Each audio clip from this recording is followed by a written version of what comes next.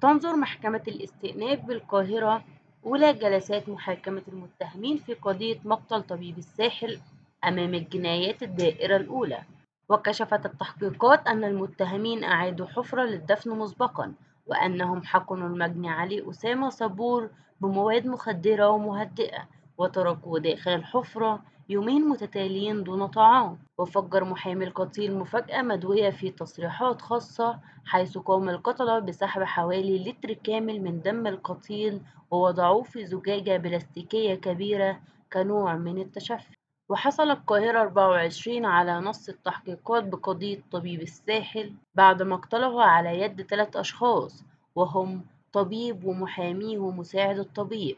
واحتوت الأوراق اعترافات المحامية إيمان إحدى المتهمين التي استدرجت طبيب الساحل للعيادة بحجة مرض والدها حتى تمكن المتهمون الآخرون من قتله. وذكرت المتهمة باستدراج المجني عليه أحمد شحتة اداني تليفون ماركة أوبو، وقال لي اتصلي بأسامة صبور وحاولي تتميسي عليه، وراح مصارحني وقال لي إنه أجر شقة في أبو وفيه، وإن الشقة دي اللي هيسحب فيها الزبون عن طريقي. قلت له أنت خلاص رفعت القرون عندك وشغلت الأريال؟ قال لي ما تخافيش، محدش هيعمل معاكي حاجة، انت دورك بس انك هتسحبيه. قلت له افرض صاحبك ما عجبوش صوتي ومحبش يتعرف عليا؟ قال لي هفكر كده واشوف فكرة تانية. وبعدها قال لي انه محتاج دواء مخدر ضروري عشان محتاجه في القصة دي، وطلع دفتر وكتب فيه نوعين أقراص وخلاني أجيبهم من الصيدلية. ورحت طلعت بطاقتي ووريتهم الروشتة وأخدوا صورة منها، وقال لي تعالي على العيادة.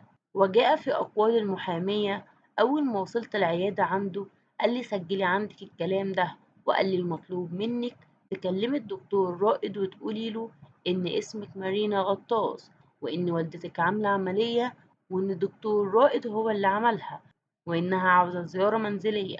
فقلت له أنت مش هتجيب أسامة؟ فقال لي دكتور رائد هيبعت أسامة لأنه حد من النواب بكرة، وخلي أسامة يكلمني، وقال لي إنه هيجي بكرة، واداني رقمه وقال لي بعتيلي على الواتس وكلميني واديني العنوان. وبعد ما خلصت معاه أحمد شحتة قال لي برافو عليكي وبكرة تكلميه تاني. وفعلا كلمته وظبطت معاه وقلت له إني هبعت لك أخويا، واعترفت فعلا عملت اللي بيقولي عليه، وقلت له إني هبعت له أخويا، لكن في الحقيقة أنا بعت له الممرض أحمد فرج ويعتبر دراعه اليمين، وقلت له اسمه ميخائيل.